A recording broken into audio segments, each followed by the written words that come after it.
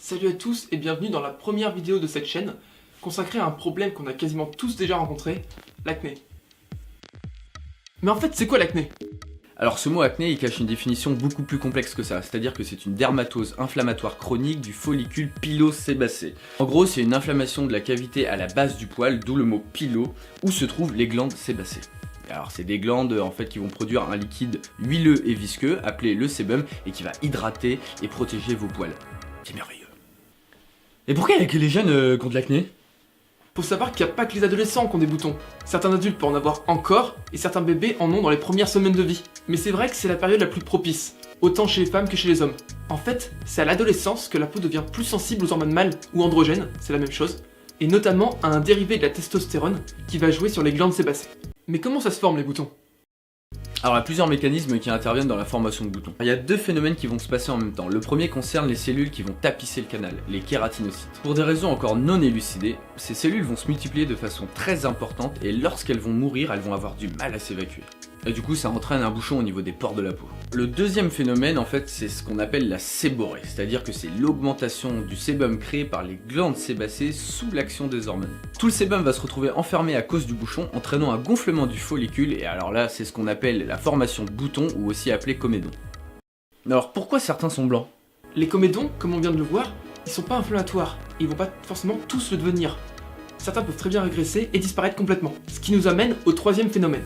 En fait, il y a une bactérie qui vit dans le follicule du poil. Son petit nom, c'est Propionibacterium acnes. Et cette bactérie va profiter de l'accumulation de sébum pour se développer. Puis le corps va vouloir se débarrasser de ce micro-organisme. Il va entraîner une réaction de défense tout à fait normale, l'inflammation. À ce stade, le bouton est bien visible. Il est gonflé, rouge, parfois douloureux, et c'est ce qu'on va appeler la papule. On n'a pas encore répondu à la question? Attends, j'y viens. En fait, ce qui va se passer, c'est que les bactéries vont continuer à se développer. Et plus elles vont devenir nombreuses, et plus il y aura une accumulation de petits déchets et de liquides liés à leur activité. Le pus, quoi. Et justement, on va retrouver ce pus au sommet du bouton, formant une pustule. Et voilà, vous avez la recette physiopathologique d'un gros bouton blanc. Mais ça vient d'où les points noirs? On a tendance à parler d'acné quand les boutons sont bien visibles, mais c'en est déjà bien avant l'inflammation. Tout à l'heure, on a parlé du moment où les boutons sont des comédons. Et bien soit, cette masse de sébum et de cellules restant compactes va pousser sous la peau, et c'est à ce moment-là qu'on va parler de comédons fermés ou de microkystes. Alors, généralement, on peut les sentir sous la peau, mais ils sont pas encore visibles. Ou soit ça va former des comédons ouverts ou ces fameux points noirs. C'est la même chose, sauf qu'en fait, si vous voulez, le mélange sébum et cellules mortes va arriver à se faufiler en dilatant les pores de la peau, et qui entre en contact avec le dioxygène de l'air et va ainsi le rendre noir. Un peu comme la rouille qui est l'oxydation du fer. Il faut différencier les points noirs qui se forment pendant le processus de l'acné et qui ont du relief, contrairement aux grains simplement dus à une accumulation de cellules mortes et qu'on retrouve principalement sur le nez. Et j'ai trop de boutons, c'est parce que je suis sale ou quoi? Bah pas forcément. C'est vrai qu'une mauvaise hygiène peut entraîner des boutons, mais l'inverse n'est pas vrai. On n'a pas des boutons forcément parce qu'on ne se lave pas le visage. Ils se développent simplement sous l'action des hormones.